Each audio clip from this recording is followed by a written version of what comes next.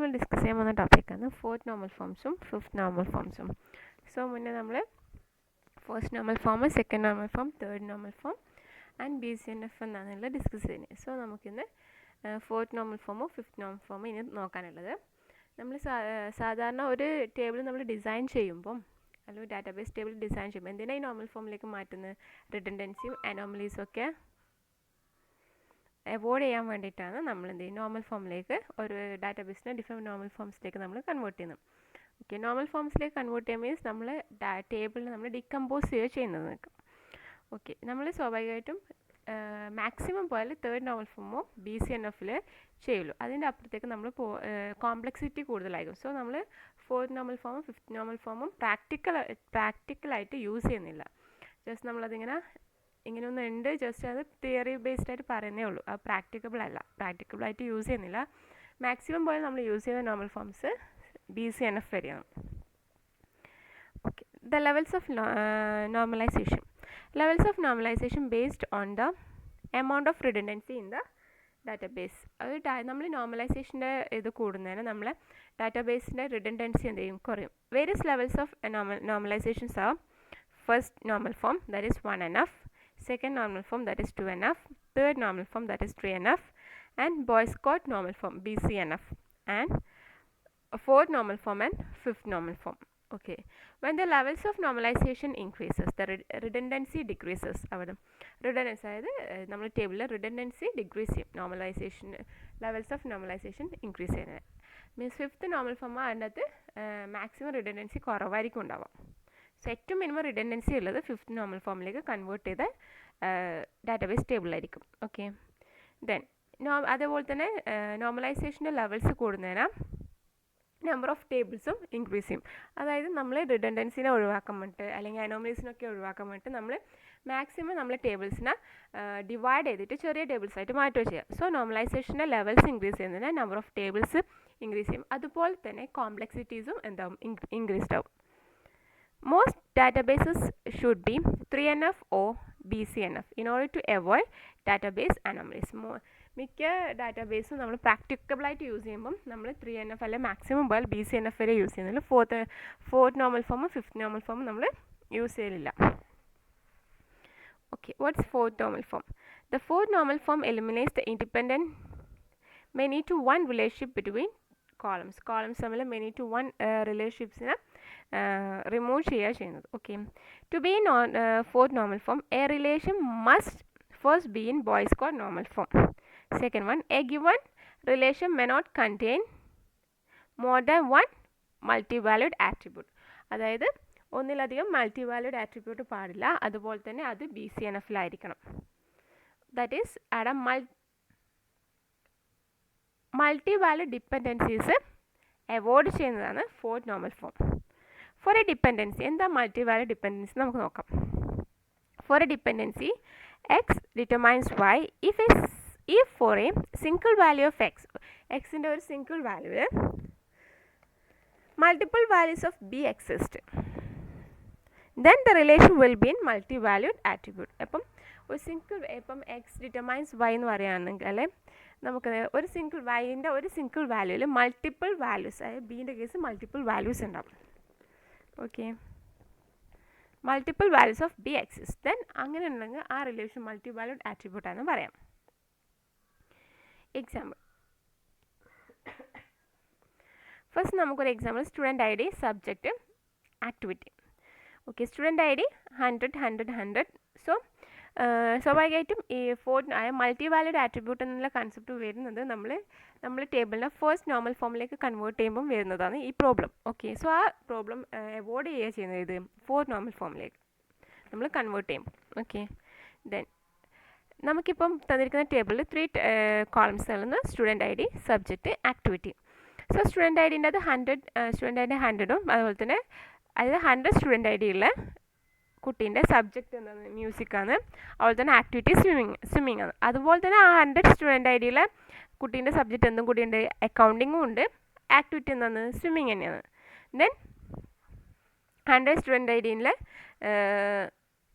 കുട്ടീൻ്റെ സബ്ജക്റ്റ് മ്യൂസിക്കാണ്. അവരെ ആക്ടിവിറ്റി എന്ന് പറയുന്നത് ടെന്നീസാണ്. അക്കൗണ്ടിങ് ആകുമ്പം അവരെ ആക്ടിവിറ്റി ടെന്നീസ് തന്നെയാണ്. ദെൻ 150 മാത്തും ജോഗിങ്ങും. സോ ഇങ്ങനെ വരുമ്പം സ്റ്റുഡൻറ്റ് ഐ ഡിനെ ഡിപ്പെൻഡ്, അതായത് ടേബിൾ സബ്ജക്റ്റും ആക്ടിവിറ്റി എന്ന് പറഞ്ഞാൽ ഇൻഡിപെൻഡൻ്റ് ആയിരിക്കും. ബട്ട് സ്റ്റുഡൻറ്റ് ഐ ഡി എന്ന് പറയുന്നത് സബ്ജക്റ്റിനും ആക്ടിവിറ്റീനും ഡിപ്പെൻഡഡ് ആണ്. ഓക്കെ, സോ നമ്മൾ എന്താണ് student I D primary key that determines student ID, subject, activity. Okay, so student I ഡിൻ്റെ കേസ് എടുക്കുകയാണെങ്കിൽ ആ സ്റ്റുഡൻറ്റ് ഐ ഡി വെച്ചിട്ടേക്കും നമ്മൾ എന്ത് സബ്ജക്റ്റും ആക്ടിവിറ്റിയും ഡിറ്റർമൈൻ ചെയ്യുന്നത്. ഓക്കെ, സോ ഇതെന്ത് ചെയ്യും നമ്മൾ fourth normal main student I D has same subject. ഏത് സ്റ്റുഡൻറ്റ് ഐ ഡി നോക്കിയാലും അതിന് സെയിം സബ്ജക്ട്സ് ഉണ്ട്. അതായത് 100ന് എന്ത് അക്കൗണ്ടിങ്ങും ഉണ്ട്, 2 അക്കൗണ്ടിങ്, അതുപോലെ തന്നെ 100ന് മ്യൂസിക്സ് ഉണ്ട്. ഓക്കെ, സോ അതുപോലെ തന്നെ സ്റ്റുഡൻറ്റ് ഐ ഡി എന്ന് പറയുന്നത് ഏതിനും രണ്ടിനും ഡിപ്പെൻഡ് ചെയ്യുന്നുണ്ട്, സബ്ജക്റ്റിനും ആക്ടിവിറ്റീനും. ഓക്കെ, സോ ഇതെന്ത് ചെയ്യും നമ്മളെ നോർമൽ ഫോമിനെ വയലേറ്റ് ചെയ്യും. സോ നമ്മൾ എന്ത് ചെയ്യും ഓൾഡ് സ്കീമേല തന്നെ ഉള്ളത് student I D subject activity. So അതിന് നമ്മൾ എന്ത് ചെയ്യും നോർമൽ ഫോമിൽ, അതായത് മൾട്ടി വാലിഡ് ഡിപ്പെൻഡൻസി ഒഴിവാക്കാൻ വേണ്ടിയിട്ട് നമ്മൾ അതിനെ ഡിക്കമ്പോസ് ചെയ്യും. ഫസ്റ്റ് സ്റ്റുഡൻറ്റ് ഐ ഡിയും സബ്ജക്റ്റ് ആക്കും. So student I D subject വരുമ്പോൾ തന്നെ സ്റ്റുഡൻറ്റ് ഐ ഡി 100, സബ്ജക്ട്സ് എന്തൊക്കെയാണ് music, accounting, then math. Okay, so 100 student I ഡിയിലെ കുട്ടീൻ്റെ സബ്ജക്ട്സ് എന്തൊക്കെയാണ് മ്യൂസിക്കും അക്കൗണ്ടിങ്ങും ആണ്. ദെൻ ഉള്ളത് മാത്ത്. സോ നമുക്ക് എന്ത് ചെയ്യും ഇവിടെ നമുക്ക് നോക്കിയാൽ മനസ്സിലാവും ഇവിടെ റിപ്പീറ്റേഷൻ വരുന്നുണ്ട്, അതായത് റിഡൻഡൻസി അവിടെ വരുന്നുണ്ട്. 100 ഉള്ള സ്റ്റുഡൻറ്റിന് എന്തുണ്ട് അക്കൗണ്ടിങ്ങും വരുന്നുണ്ട്, ദെൻ മ്യൂസിക്കും 2 ടൈംസ് വരുന്നുണ്ട്. അതുപോലെ തന്നെ സ്വിമ്മിങ്ങും 2 ടൈംസ് വരുന്നുണ്ട്. ടെന്നീസ് എന്ന് പറഞ്ഞാൽ ആക്ടിവിറ്റി എന്തുണ്ട് 2 ടൈംസ് വരുന്നുണ്ട്. സോ അവിടെ റിഡൻഡൻസി വരുന്നുണ്ട്. സോ നമുക്ക് എന്ത് ചെയ്യും അതിനെ ഡിക്കമ്പോസ് ചെയ്യും, അതായത് മൾട്ടി വാലിഡ് ആട്രിബ്യൂട്ട് അവിടെ പ്രസൻറ്റ് ആണ്. സോ നമ്മൾ എന്ത് ചെയ്യും ആ മൾട്ടി വാലിഡ് ആട്രിബ്യൂട്ട് പ്രസൻറ്റ് ആകുമ്പോൾ നമ്മൾ അതിനെ ഡിക്കമ്പോസ് ചെയ്തിട്ട്, അതായത് ഒരു ടേബിൾ നമ്മൾ എന്ത് ചെയ്യും ഡിക്കമ്പോസ് ചെയ്തിട്ട് 2 ടേബിൾസ് ആയിട്ട് മാറ്റും. സോ ഫസ്റ്റ് ടേബിൾ എന്തായിരിക്കും സ്റ്റുഡൻറ്റ് ഐ ഡിയും സബ്ജക്റ്റും. ഓക്കെ, ദെൻ അടുത്ത ടേബിൾ. അങ്ങനെ വരുമ്പോൾ നമുക്ക് കാണാം ഇതിൻ്റെ അകത്തുള്ള ആ റിഡൻഡൻസി ഇവിടെ നമുക്ക് കാണാൻ വേണ്ടി പറ്റില്ല. കാരണം ഇവിടെ മ്യൂസിക്കും അക്കൗണ്ടിങ്ങും മാത്തൊക്കെ 1 ടൈംസേ വരുന്നുള്ളൂ. ദെൻ 100 സ്റ്റുഡൻറ്റ് ഐ ഡിൻ്റെ സ്വിമ്മിങ്, അതായത് സ്വിമ്മിങ്, ടെന്നീസ്, ജോഗിങ് അത് ഓരോ ടൈംസ് ആയിട്ട് വരുള്ളൂ. സോ നമുക്കിവിടെ എന്ത് ചെയ്യാം മൾട്ടി വാലിഡ് ആട്രിബ്യൂട്ടിനെ എലിമിനേറ്റ് ചെയ്തിട്ട് നമുക്ക് ഒരു ടേബിളെ ഡിക്കമ്പോസ് ചെയ്ത് നോർമൽ ഫോമിലേക്ക് ആക്കാൻ വേണ്ടി പറ്റും. ദെൻ നെക്സ്റ്റ് എക്സാമ്പിളാണ് മാനേജർ, ചൈൽഡ്, എംപ്ലോയി. ഒരു മാനേജർക്ക് എന്തുണ്ടാകും ഒരു മാനേജറിൻ്റെ ചൈൽഡും ഡിപ്പെൻഡൻ്റ്, അതുപോലെ തന്നെ എംപ്ലോയിയും ഡിപ്പെൻഡൻ്റ് ആകും. ഓക്കെ, സോ ജിം എന്ന മാനേജർക്ക് ബേത്ത് എന്ന ചൈൽഡുണ്ട്, ആലിസ് എന്ന എംപ്ലോയിയും ഉണ്ട്. അതുപോലെ മേരി എന്ന മാനേജർക്ക് ചൈൽഡ് ബോബ് ഉണ്ട്, അതുപോലെ തന്നെ എംപ്ലോയി ജെയിനും, അതുപോലെ തന്നെ ആദും ഉണ്ട്. ഓക്കെ, മേരിക്ക് 2 എംപ്ലോയീസ് വരുന്നുണ്ട്. സോ നമ്മൾ എന്ത് ചെയ്യും ഇതിപ്പം നോർമൽ ഫോമിനെ വയലേറ്റ് ചെയ്യുന്നതാണ്. മൾട്ടി വാലിഡ് ഡിപ്പെൻഡൻസി ഇവിടെ വരുന്നുണ്ട്. സോ നമ്മളിതിനെ ഡിക്കമ്പോസ് ചെയ്യും, ഈ ടേബിൾ നമ്മൾ ഡിക്കമ്പോസ് ചെയ്തിട്ട് നോർമൽ ഫോമിലേക്ക് മാറ്റും. ഓക്കെ, സോ നോർമൽ ഫോമിലേക്ക് മാറ്റുമ്പോൾ നമ്മൾ എന്ത് ചെയ്യും ജിം മാനേജർ ചൈൽഡ് എന്ന് പറഞ്ഞ ഒരു ടേബിളാക്കും. സോ മാനേജർ ചൈൽഡ് എന്ന് പറയുമ്പോൾ മാനേജർ ജിം, മേരി 2 മാനേജേഴ്സുള്ള ജിമ്മും മേരിയും. ദെൻ ചൈൽഡ് എന്ന് പറയുന്നത് ബേത്തും ബോബും.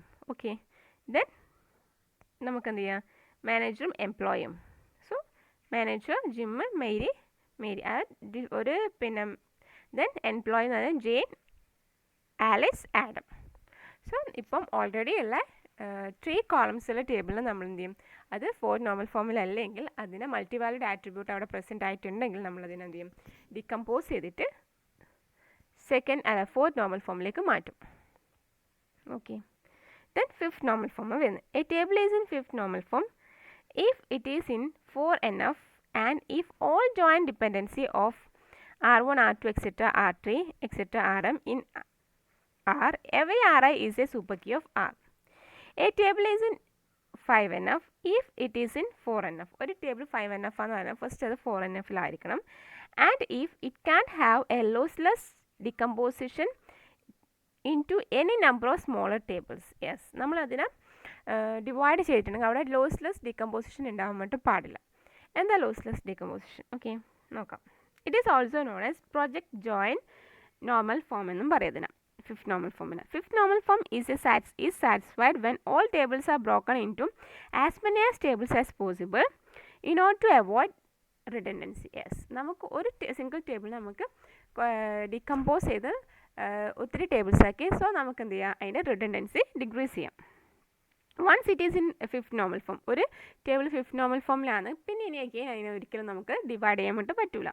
Okay, it cannot be broken into smaller relations without changing the facts or the meaning. Yes, again fifth normal ഫോമിലേക്ക് ഒരു ടേബിൾ നമ്മൾ മാറ്റുക, ദെൻ എഗെയിൻ നമുക്ക് ഒരിക്കലും അതിനെ ഡിവൈഡ് ചെയ്യാൻ വേണ്ടി പറ്റില്ല. സോ നോർമലൈസേഷൻ്റെ ഏറ്റവും മാക്സിമം ആണ് fifth normal form.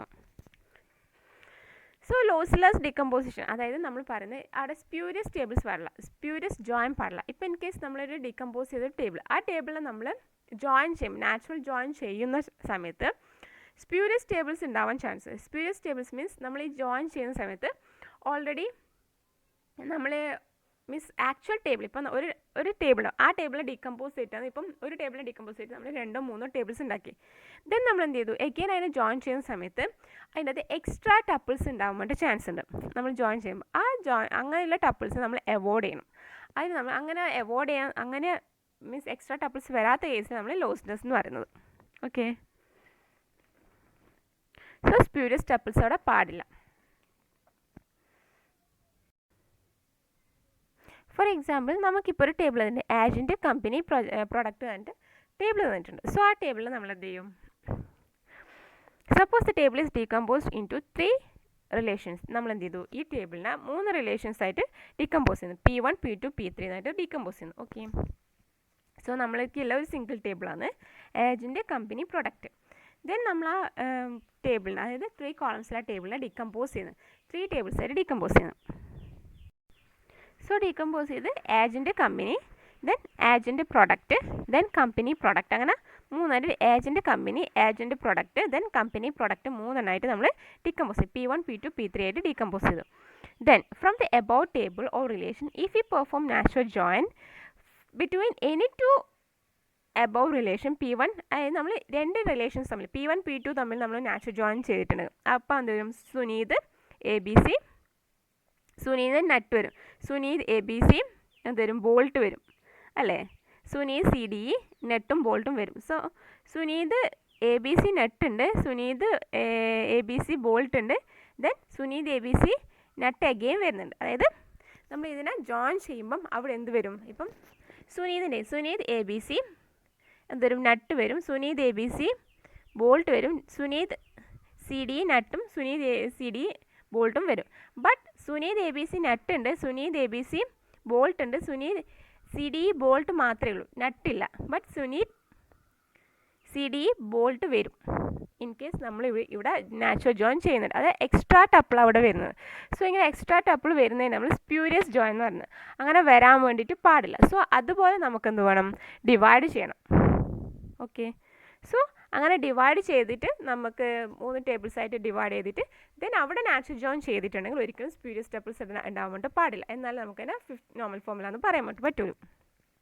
So okay, from the above table or relation if we perform natural join between 2 above relations, that is P1 natural join P2 and P2 natural join P3 and P3 natural join P, then extra rows are added, so this decomposition is called lossy decomposition.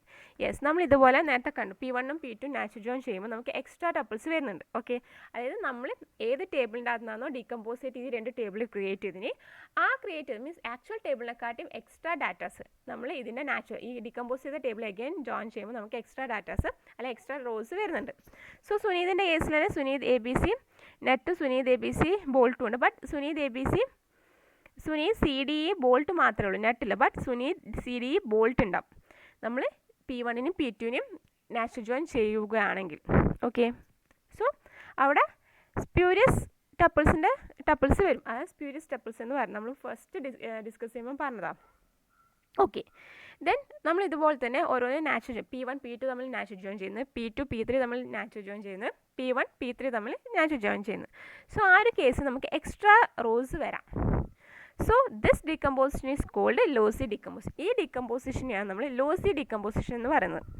But if you perform natural join between above 3 relation, then no extra are added, so this decomposition is lossless decomposition.